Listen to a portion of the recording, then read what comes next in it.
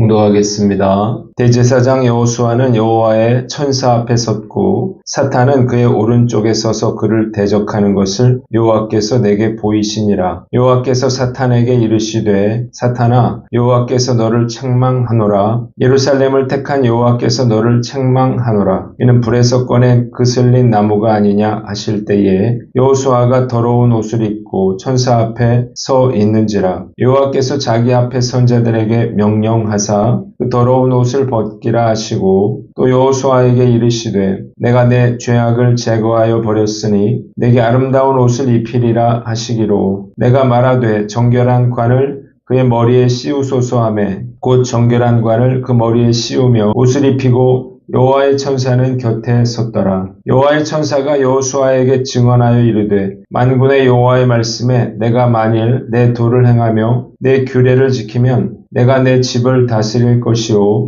내 뜰을 지킬 것이며 내가 또 너로 여기 섰는 자들 가운데에 왕래하게 하리라. 대제사장 여호수아야 너와 내 앞에 앉은 내 동료들은 내 말을 들을 것이니라. 이들은 예표의 사람들이라. 내가 내 종 싹을 나게 하리라. 만군의 여호와가 말하노라. 내가 너 여호수아 앞에 세운 돌을 보라. 한 돌에 7눈이 있느니라. 내가 거기에 새길 것을 새기며 이 땅의 죄악을 하루에 제거하리라. 만군의 여호와가 말하노라. 그날에 너희가 각각 포도나무와 무화과나무 아래로 서로 초대하리라 하셨느니라. 아멘. 오늘은 스가랴서 3장 말씀을 가지고 용서하고 회복시키는 은혜라고 하는 제목으로 묵상 나눔하도록 하겠습니다. 본문은 네 번째 대제사장 여호수아의 환상입니다. 1절로 5절에 그 더러운 옷을 벗기라 그랬습니다. 대제사장 여호수아가 여호와의 천사 앞에 섰습니다. 반대로 사탄은 그의 오른쪽에 서서 그를 대적했어요. 그리고 그때 여호와께서 사탄을 책망하면서 이렇게 말씀하십니다. 이는 불에서 꺼낸 그슬린 나무가 아니냐. 여기서 이는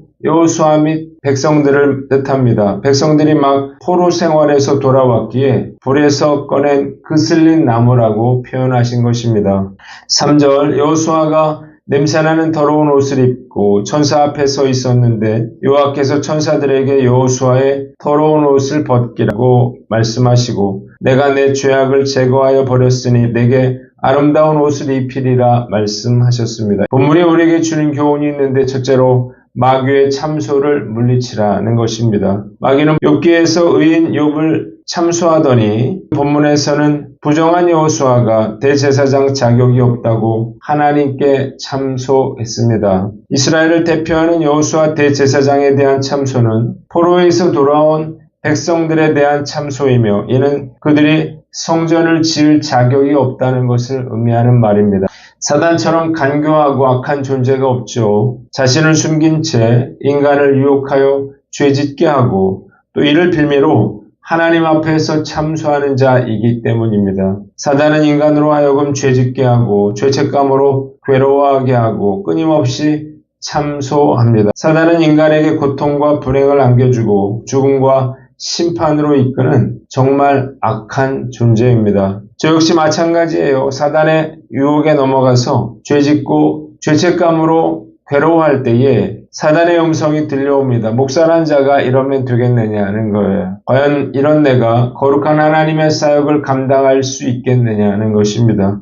이런 너를 하나님께서 용서하시겠느냐는 거예요. 사실 들어보면요. 사단의 말은 하나도 틀린 말이 없습니다. 그러나 이런 사단의 말에 속지 말아야 할 것입니다. 제가 의롭고 자격이 있어서 하나님이 저를 하나님의 자녀로 삼으신 것이 아니기 때문이에요. 제가 목사가 된 것도 마찬가지죠. 전적인 은혜로 목회자가 된 거예요. 비록 실수를 하고 죄를 지었다고 해서 그것으로 모든 것이 다 끝난 것은 아닌 것입니다. 결코 사단에게 속지 말아야 합니다. 오늘 난 어떤가 제 자신을 돌아보고 비록 통탄할 만한 죄를 지었다 하더라도 사단의 참소를 단호하게 물리치는 저와 여러분들 되시기를 바랍니다. 두 번째, 은혜를 기억하고 다시 시작하라는 거예요. 사단의 참소에 하나님은 사단을 책망하시고 여호수아를 변호하십니다. 불에서 꺼낸 그슬린 나무처럼 이스라엘 백성들이 받은 형벌이 충분하고 또 이미 용서하셨기 때문이죠. 하나님은 대제사장 여호수아가 입은 더러운 옷을 벗기고 아름다운 옷을 입힌 후에 정결한 관을 씌워 주셨습니다.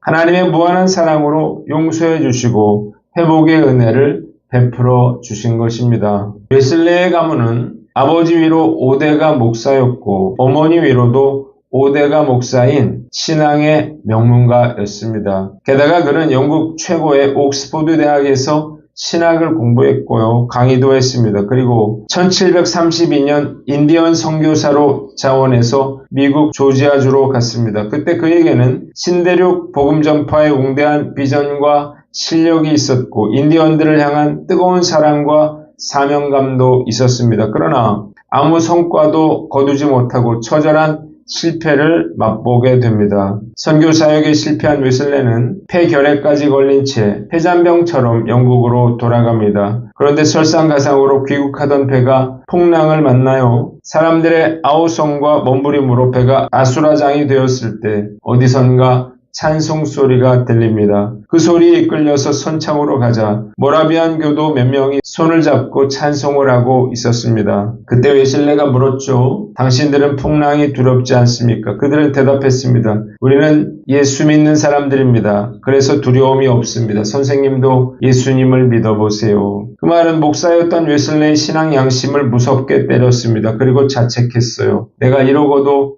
목사와 선교사를 자처했나. 귀국 후에 그는 런던에서 투병하다가 1738년 5월 24일 우연히 모라비안 교도들의 작은 밤 집회에 참여했습니다. 그때 한 청년이 로마서 1장 17절을 낭독을 했는데요. 복음에는 하나님의 의가 나타나서 믿음으로 믿음에 이르게 하나니 기록된 바 오직 의인은 믿음으로 말미암아 살리라 함과 같으니라고 했습니다. 평소에 너무나 잘 알던 말씀이었지만 의인은 믿음으로 말미암아 산다는 말씀이 그날따라 그의 가슴을 쳤습니다. 요한 웨슬레는 6살 때 집에 큰 불이 나서 거의 죽게 되었다가 화상을 입은 상태에서 극적으로 구조되었습니다. 그래서 그의 몸에는 화상의 흔적이 있었는데 그는 이날 어렸을 때 화재로 타 죽기 일보 직전에 살아나게 하신 하나님의 은혜를 기억해냈고 이후 타오르는 불방망이가 되어서 하나님 나라를 위해서 크게 쓰임받았습니다.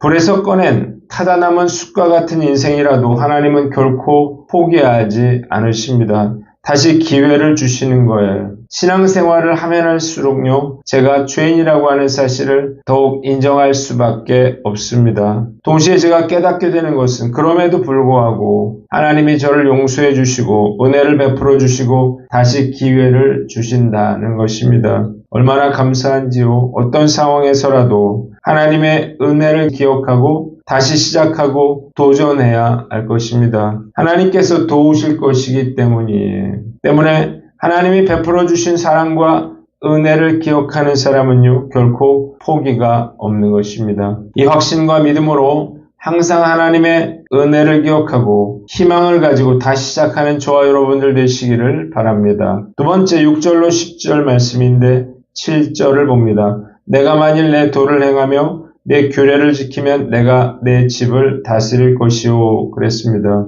여호와의 천사가 여호수아에게 다음과 같이 하나님의 말씀을 전했습니다. 만일 내가 내 도를 행하며 내 규례를 지키면 내가 내 집과 뜰을 다스리고 여기 서 있는 자들 사이를 자유롭게 왕래하리라는 것입니다. 8절 또한 여호수아와 동료들도 함께 들으라고 말씀하십니다. 너희는 앞으로 나타날 일에 예표가 되는 사람들인데 내가 새싹이라 부르는 나의 종을 보낼 것이다. 내가 여호수아 앞에 세운 돌을 보라. 이 돌은 7 눈을 가진 돌이다. 나는 그 돌에 내가 이 땅의 죄를 하루 만에 제거하리라고 쓸 것이다. 그날에 너희가 각각 포도나무와 무화과 나무 아래로 서로 초대할 것이라고 말했습니다. 본문에 우리에게 주는 교훈이 있는데 첫째로 말씀을 준행하라는 거예요. 정결함을 받은 여호수아가 해야 되는 일은요, 하나님의 도를 행하고 규례를 지키는 것이었습니다. 그가 말씀의 기준이 되고 그 말씀이 요구하는 대로 살 때에 새 성전의 책임자가 되고 이스라엘은 열방 앞에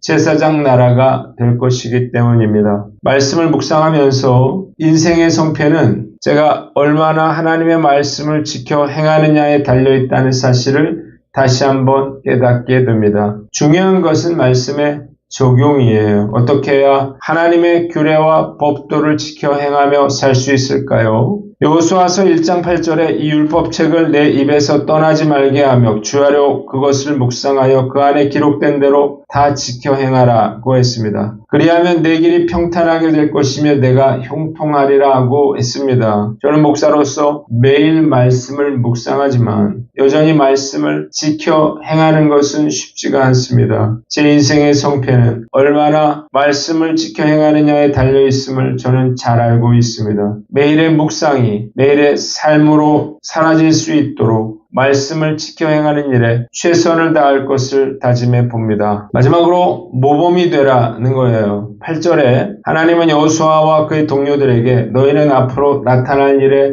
예표가 되는 사람들이라 하고 말씀하셨습니다. 하나님은 당신의 족인 싹을 통해서 이 땅의 모든 죄악을 단번에 제거하시고 그의 통치 아래에서 평화와 번영을 누리게 하실 것입니다. 그 증표로 여호수아 앞에 7눈이 달린 돌을 세우신 거예요. 말씀을 묵상하면서 믿음의 사람이라면 앞으로 나타날 일에 예표가 될 만큼 진짜 믿음의 사람이 되어야겠다는 생각을 해봅니다. 요즘 목사들은 자신이 목사라고 하는 사실을 잘 드러내려고 하지 않습니다. 교회가 혐오시설이 된 것처럼 목사도 혐오의 대상이 되었기 때문이에요. 오늘날 한국교회의 목회자들이 존경을 받지 못하게 된 이유가 무엇인가요? 목회자들 스스로 모범을 보이질 못했기 때문이에요. 일부 말과 행동이 다른 목회자들로 인해서 모든 목사들이 도매금으로 넘어가기는 했지만 모범이 되고 존경받는 목회자들이 실제로 그렇게 많은 것 같지는 않습니다. 가장 효과적인 자녀 교육은요, 부모가 삶의 모범을 보여주는 것입니다. 자녀들은 부모의 말이 아니라 행동을 보기 때문이죠. 마찬가지로 목사도 성도들에게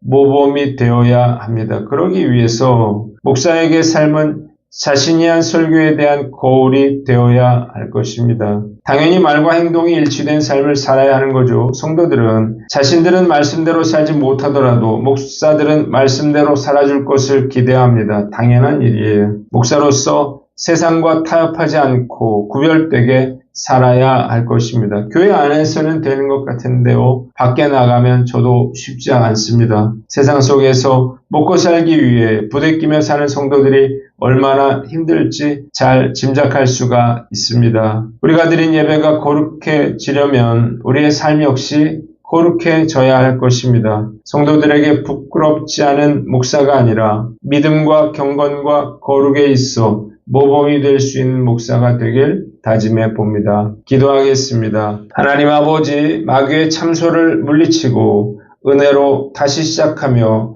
말씀을 준행하고 모범이 되게 하여 주시옵소서.